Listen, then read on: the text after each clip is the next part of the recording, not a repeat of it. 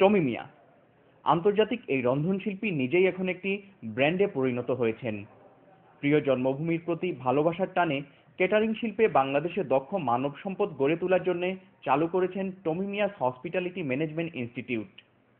বাণিজ্য নয়, সেবার মনোবৃত্তি থেকেই এই উদ্যোগ, বললেন বাংলাদেশের কৃতি সন্তান টমি মিয়া।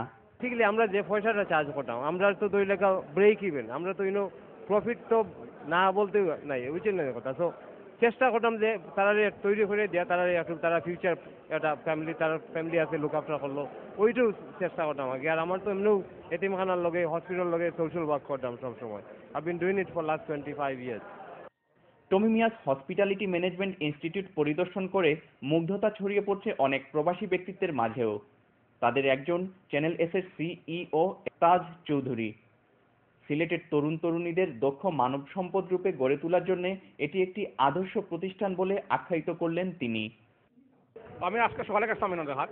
I felt very proud simply because মাঝে আমি তারা জিজ্ঞেস আপনারা ইংলিশ পারতে পারেন নি। If I talk in English will be able to understand. তো সবাই ওটা হইলা জি মাতক আপনি ইংলিশে। তো আমি ইচ্ছা করি প্রায় মিনিট 2 মিনিট মারছি ইংলিশে, পরে জিজ্ঞাসি বুঝছেন নি। And I am please to say that they did understand. আমি ওখানেও হইমো আমরা ভিউয়ার হলডে ইংল্যান্ডও যে তান্তানোর যদি কোনো আত্মীয় স্বজন তা হয় আর কেটারিং ইন্ডাস্ট্রির ভিতরে কোনটা করতে চান, ডেফিনেটলি টমি মিয়া ইনস্টিটিউশন যাইতা। He is a branded, is a ambassador of curry industry from United Kingdom. সম্প্রতি সুইজারল্যান্ডের 3টি বিশ্ববিদ্যালয় এবং মালয়েশিয়ার 2টি কলেজ থেকে এই ইনস্টিটিউটকে রিপ্রেজেন্টেটিভ হিসেবে অনুমতিপত্র দিয়েছে। এই অর্জনের কথা জানাতে 19 জুলাই সিলেট প্রেস ক্লাবে সংবাদ সম্মেলন করেন টমি মিয়া। সংবাদ সম্মেলনে টমি মিয়া তার দীর্ঘদিনের স্বপ্ন হোটেল ম্যানেজমেন্ট বিশ্ববিদ্যালয় স্থাপনের কথাও বলেন। টমি মিয়ার গড়ে তোলা প্রতিষ্ঠানে অধ্যয়নরত শিক্ষার্থীদেরও স্বপ্ন টমি মিয়ার মতো রন্ধনশিল্পী হয়ে দেশের ভাবমূর্তি বিশ্বের বুকে উজ্জ্বল করা। তো আশা করতাম আর কি ইনশাল্লাহ আমরা কিভাবে সবাই একদিন টমি মিয়া স্যারের মতো ফসিতাম পারি, ওটাও আমরা আশা আর কি।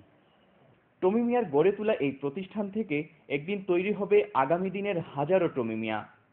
সিলেটবাসীর প্রত্যাশা এটাই।